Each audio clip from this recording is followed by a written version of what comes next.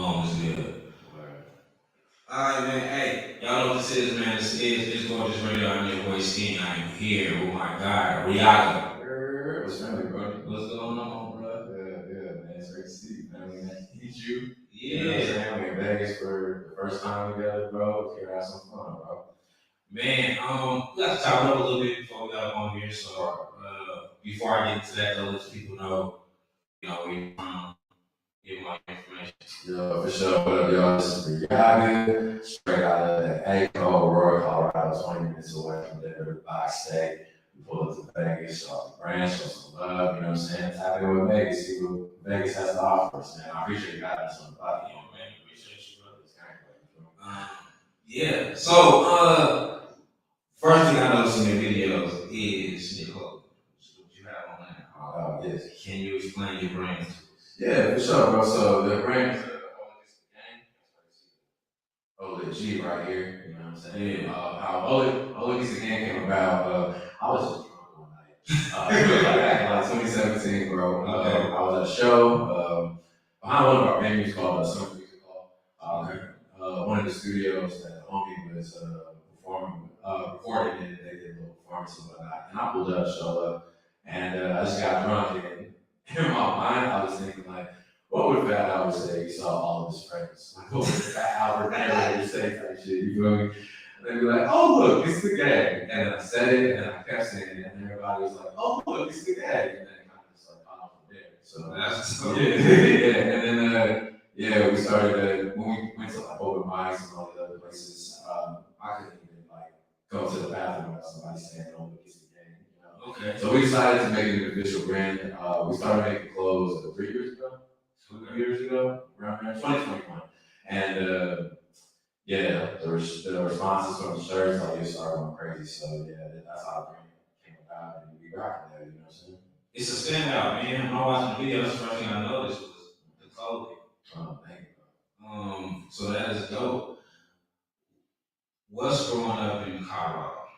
How was it? Oh man, it's like we were saying off air, bro. It's white girl content, bro. Atlanta for white people. Atlanta for white people, bro. That's really what it is. Where we live specifically in Aurora, Colorado, that's mostly where all the black people are. Okay. So we had like a decent amount of black culture coming up, but it's nothing like in Atlanta or like in LA or like in New York or anything like that. So we were, you know what I'm saying, like, we were behind on a lot of things, you know what I'm saying, when it comes to like music, when it comes to fashion, you know what I'm saying, sound, vernacular, you know. Yeah. It's like we're in the middle of, we're literally in the middle of America. So we literally take little bits and pieces from like where everybody's from. So like, you know, everything I'm saying, like LA, New York, and whatnot. But growing up there, it's definitely safe. It's definitely cool. The talent out there is fucking crazy, bro. Man, it's a lot of producers, makers, designers, models. Like, there's definitely people out there that have the quality and everything to, like, you know, thrive in it, but they don't ever leave the city, you know what I'm saying? But we trying to break that, you know what I'm saying? That's why we expanded and all that stuff now. You always have your outside your hometown. Yeah, that part, no matter what it is. No matter what it is. So, I am in Vegas, right? Like, we're to a city. So as far as the music goes, they would say, oh, Vegas don't have a sound. Right. Do you feel that Colorado have its sound? You know, like, I know Atlanta, like, y'all have your sound there as far as music. I personally don't think we have our own sound, and that's me as a producer as well. You know? Okay. And just working with everybody in the city, everybody's kind of doing what they see on TV, what they see on social media, you know. So they'll try to be the next Drake before they try to make their own type of sound. You know? Right. That's kind of the mood out there. But yeah, once I feel like just with sound in general, I feel like it all comes with individuality and just like, you know, how you see yourself in music. What are the things that you like? Whether you want to sing, you want to rap, or you know, you want to use a cowbell instead of a snare. Like, those are things that make you an individual. You know what I mean? And with the sound in Denver, everybody's just like replicating. I don't think anybody really has, like, nobody's really being true to themselves, and that's a huge reason why Denver's kind of, you know, stagnant in that sense. You know? Right. I think what you saying that about the producing with the cowbells and stuff. I think that's where Virginia stood out. And I say Virginia because you had Timberland, Missy, Skateboard Pete, for real.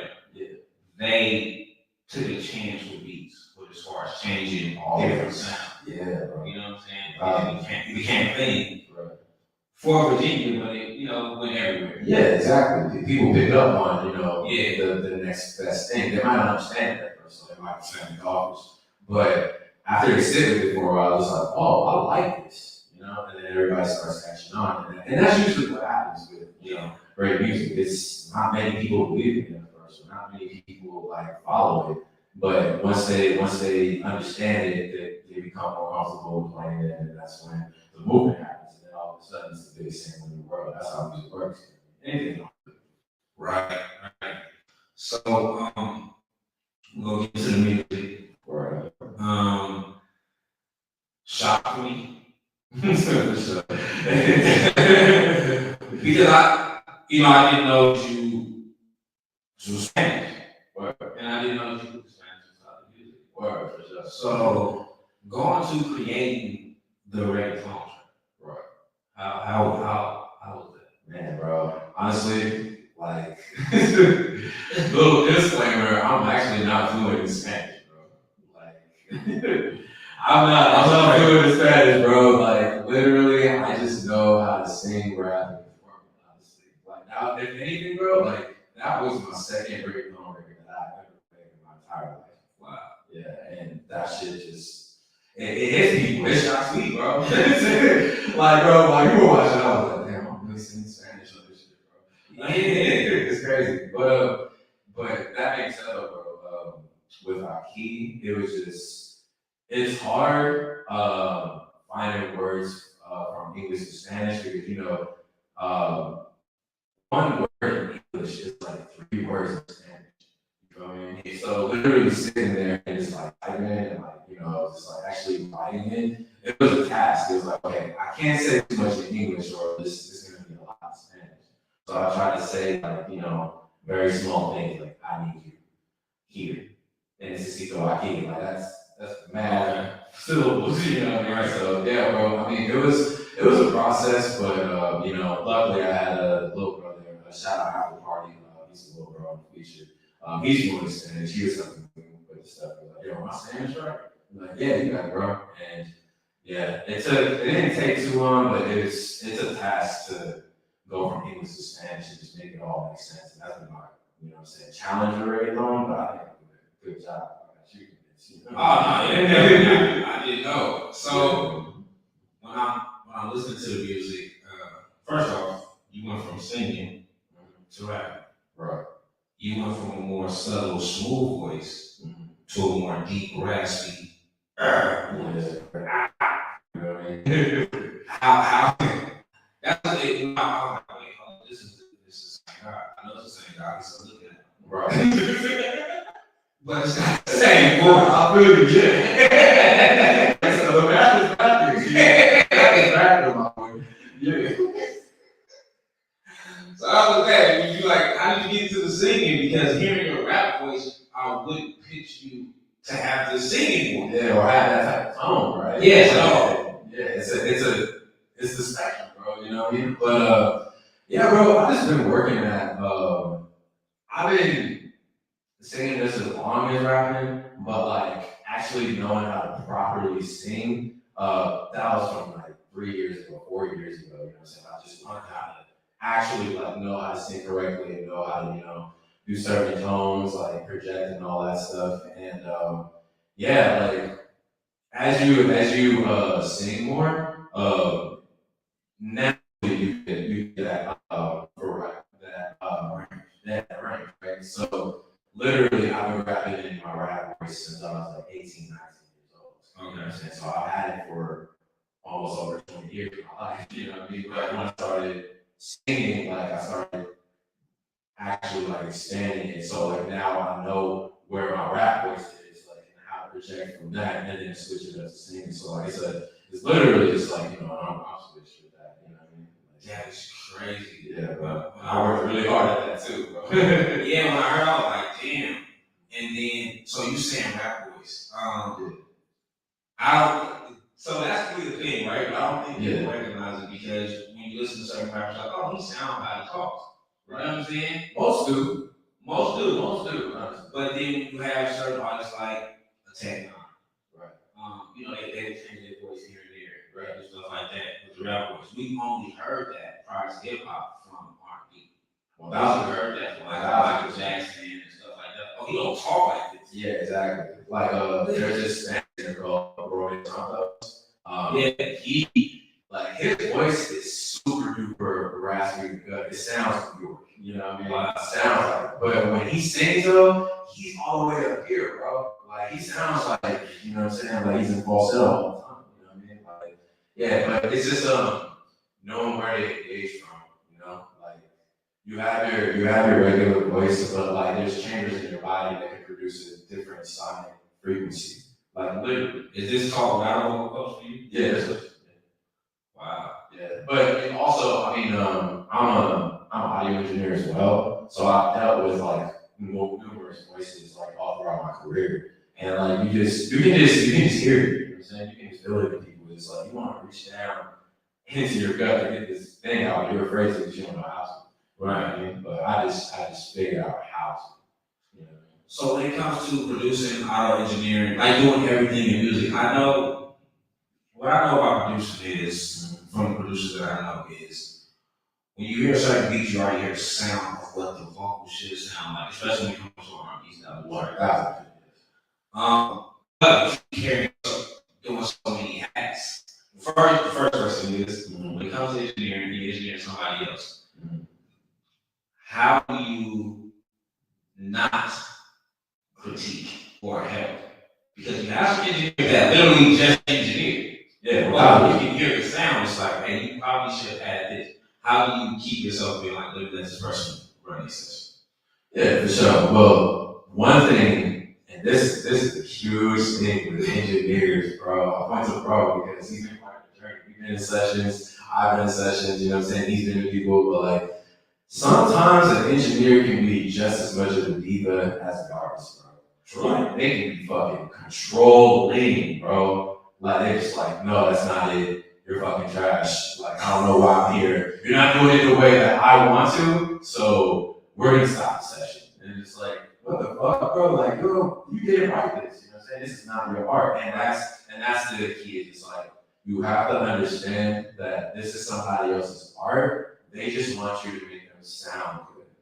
You're not drawing from a blank canvas, like you're Photoshop. Like that's how I put it, you know what I'm saying, when it comes to engineering. It's just like producing, that's creating from a blank canvas, engineering, like that's Photoshop. With engineering other people though, I mean it's their song, just let them do what they do, you know what I'm saying? And then because they have to tell a story. Right. You don't know what to do with their song because you haven't heard the song. This is your first time recording. This is the first time getting their ideas out. You know what I mean? Like they don't even know what's gonna sound good yet. But that's where you come in, is to polish it, to give it some guidance, to give it some stability in the song. And to just take all the ideas away from the artist. Like not only are you taking away like their joy in the song, but you're playing yourself because you have nothing to work with. Right. You know? So it's about being honest, bro. Like engineering, it's like your ear is already focused, but you have to be focused on what the artist is able to execute and what's working and what's not. You gotta pay attention. You know? Right. There's a different type of focus. Okay. Yeah. Okay. I always want to ask people that. So, because some people have people that only fall in the box. Like you're just an engineer. Right. You're just a producer. You're just a rapper. You're just a singer. Right. So you have someone who's trying all hats. It's hard for some people to separate what hat they put on. Yeah, 1,000%. So that's why I have to ask that. Yeah. So listen to music. I see the hip hop. Like I see where your hip hop influence is at, as far as not just being the blah blah blah rapper. Right. Appreciate that. Right. Because I heard you put certain lyrics in there. Mm-hmm. But in one song you said, "I'll pull up like a quarterback just for the dome." Yeah. And I was like, oh shit. You know what I'm saying? Yeah. Because you like with rap, you hear punchlines that's similar. But it's always how you do it, how you say it, how you present it. 1,000%. Yeah, how you deliver it. Exactly. So when I heard that, I was like, oh, okay. Right. He actually is putting thought to his music. Yeah, I appreciate that. That was a lot. I don't think everything, bro. Yeah, I do evolve sometimes. when I listen, so when I got to this high to it as a reactor. So I listened to the bars and stuff like that. You know what I'm saying? So I caught that. But this is a track, about women and fucking women and shit like that. Yeah. A lot of hip hop now, a lot of artists now don't put them bars in it when it's about. They keep it so simple. Yeah. For you, what makes it like I have to still give you me.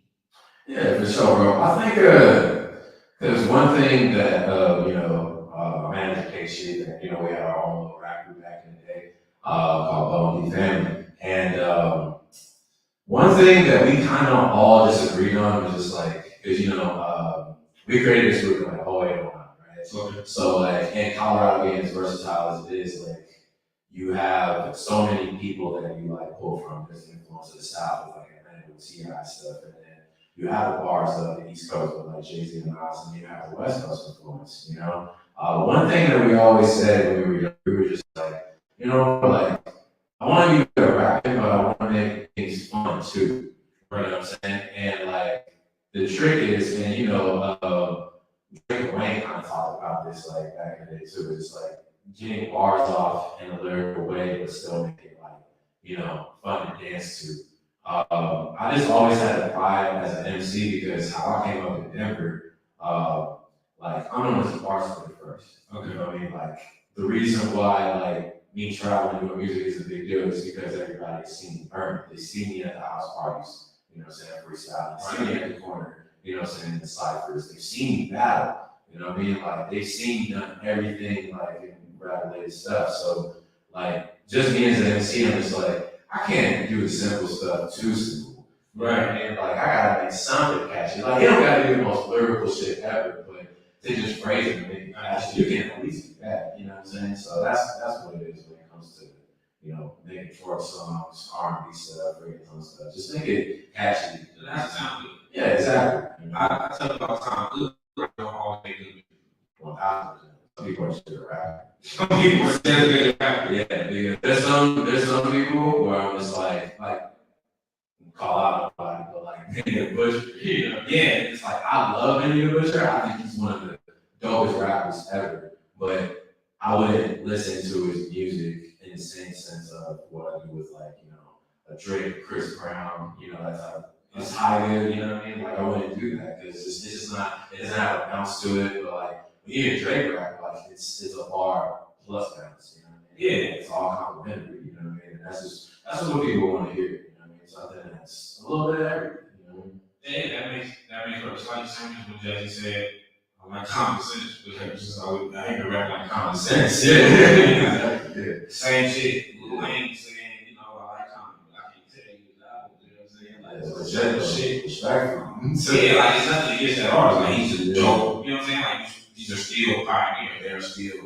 They're still forever legends in the game. But you do want to make more music to be heard everywhere. You know what I'm saying? Some people just have to rap. I tell people all the time, bro. It's like Drake is not the artist that he is if he doesn't sing. Like Hotline Bling, Just Hold On, We're Going Home. Like, bro, a lot of these singles that he did where he's singing, like, bro, they're like multi-platinum. You know what I'm saying? Like a billion streams sometimes. You know what I mean? Like he really has that impact. If he was just a rapper, like he would not be in the same stratosphere that he is in today. You know what I mean? Like he'd just be another rapper. I think Drake's longevity comes from trying to, and then it's gonna go into the question too. Yeah. Because I think that it goes into trying to recreate. Yeah. A lot of artists recreate all of it. And listen to your music, I heard the difference. Some people try, this is what they like, this is what I'm doing. Mm-hmm. I heard a reggaeton track, mm-hmm. I heard a track for women, then I heard boom, which was just bars. Right. You know what I'm saying? Like, so it's like you have all the elements. Right. Is it, when do you I know the beat do different things for you, but what do you know what to present to people when you're looking for their singles?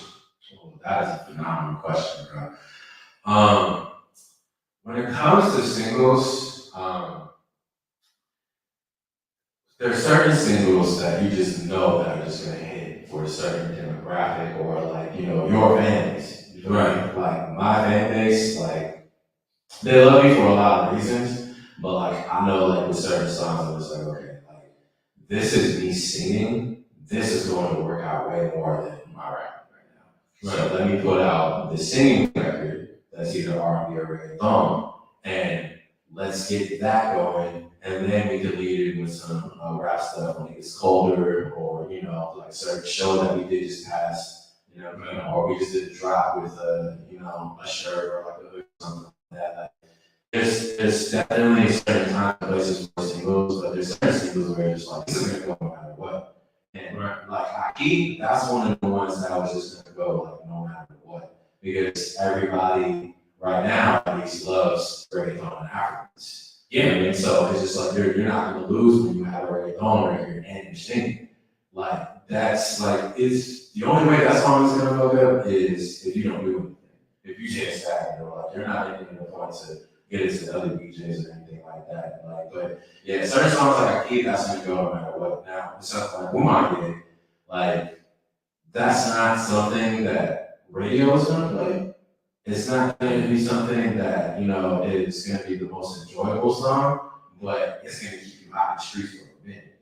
You know what I mean? Like everybody from the title is gonna want this. You know what I mean? Like everybody who's from the Rays is gonna want this. So it's like you gotta feed your demographic at certain points in time. Just like you gotta know what single is for what, and yeah, just coordinating that. And you get a feel too. The social media, I'm not telling you. You know what I'm saying? You're When you put out clips and pieces on social media, it's like I do it very sparingly though. Because if you post too much, I know it's like in certain spaces where there's like a story or actual post, if you post too much, you can get buried in the algorithm. So sometimes like I do it sparingly just to make sure like okay, I at least got 200 people that have seen my story today and has liked this. Okay, you want to make sure that the people that are seeing it, like there's a good amount because you can't tell from 5 people. You know what I'm saying? Like it's at least like 20 or more to get like a good case study out of things. You know? So yeah, I'll do a snippet here and there, but nothing like too major. And it'll be like 15 seconds, 30 seconds. It's like nothing. okay. So my introduction to Colorado would be the backpack scene. Alright, okay. When I was paying attention to the backpack rap, some of the rappers from Colorado, across Colorado, they would do different tours and shows in Colorado and stuff like that. Like that was my introduction to Colorado. Right. So all day my team was open. Oh, like we backpacks. Yeah. Rightfully so. Yeah, well, I know. So for you, with that being said, you said you did the battle rap, you did all that. Yeah. Have you ever went to a big backpack style rap where it's just the beat, it's you? Oh yeah, plenty of times, bro. Definitely on some boom bap, 100 bars, 200 bars. Yeah. Definitely have done those type of things. I mean, it didn't work out in the same way as like making songs for women and like singing them. Yeah. For a very long time, Sean's my shooter, he's my cameraman. He met me when I was in my lyrical bag. Right. And yeah, like there's a lot of people that can rap in Colorado, but you won't hear them for that reason. It's because it's too old school, too. Yeah, I mean, like it's not like you're in the hood, like people aren't trying to come to the show and just pop their head just like a million times. You know what I'm saying? Like they want to sing along to one of these songs type shit. And I would say that Denver definitely has artists that are like super duper lyrical. And they got bars, they got great delivery. It's just about, just one, wanting to get out of the city to expand in the first place. But two, just like be willing to understand like the business and business aspect of things. Like, what is your marketing plan? Like, what is your promotion like? Are you branding yourself? Do you have a brand that appeals to people? Do you have a sound that appeals to people? Do people know your image? You know what I'm saying? Like a huge reason why. Oh, that's a big part. Yeah, Image is a big part. Super, bro. Like, and you don't have to have like 6-packs or anything like that. But it's just like this hoodie. You know what I'm saying? Right. People don't know the icons. You know what I mean? Like, you see it like OG is a successful brand and like I'm a successful artist in a lot of these ways where it's successful teams because we use the eyeballs for stuff. You know what I'm saying? It's just like, nah, it's KG, it's Sean, it's Team OG. That's all it's the game. It's the rapid thing. But rapping can only get you so far. It can only do so much. But it's always good to be lyrical. It's always good to have fresh ideas. That's dope. So, before we get out of here, a few of your influences in hip hop. Definitely the GOATs like Jay-Z, Eminem, Lil Wayne, Drake, Tupac, Biggie. My main influences though, like in hip hop, like they mainly come from the South and East. Because I was born in Augusta, Georgia. And my dad's like a hometown legend in like Milledgeville. And so I get all the T.I. Outkast, Killer Mike, like Lil Jon and the East Side Boys. Like I was always on that type of energy. And that's when the East Coast stuff kind of came in as well. So I always had like that hybrid, just like on the influence here. So you do you sing too. So where are the influences from? Yeah, bro, that mainly comes from like, just like I would say Usher, definitely. I would say Brian McKnight, my dad's a 70s and 80s guy, so like, like Temptations, you feel me? Like that type of time. And then like my mom, she's Latina, she grew up on Enrique Iglesias, and stuff like that. So it's like having those influences, that's the crazy part about growing up, in a mixed household, it's just like there's so much culture. My dad will be bumping, Temptations and Tupac, but my mom will be bumping Enrique Iglesias, Romeo Santos. You know what I mean? Like we would just have that. That's crazy, bro. And like, that's where the versatility comes from. It's just, just being open-minded to like different cultures. So it's like your mom speaks Spanish to you and your dad speaking. My mom doesn't speak Spanish either. Okay. Yeah. It was one of those cases. She was like, I want you to grow up like, without the struggle of, having to worry about Spanish and English and like living up to this unrealistic expectation. That's like right normal shit. You know what I mean? But yeah. My homeboys who's got that mixed household is like, hey, mom customize Spanish. Yeah, customize. Oh, my mom still does that though. She knows the curse words. She knows the curse words. You take a mile.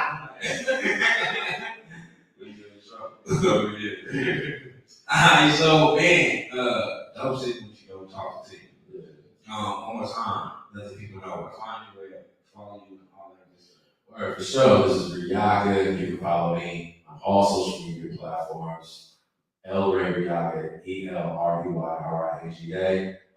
Spotify, you can Riaga, Akid, Umaya, Kumia, all hitting the streets right now. We outside with it, man. This is Olin's gang. You know what I'm saying? You can follow us on Instagram as well, OSG Apparel. Shout out RM3 Colorado. Shout out Formative Music Publishing. Man, I have the best team ever, man, for real. Oh, look, it's the guy.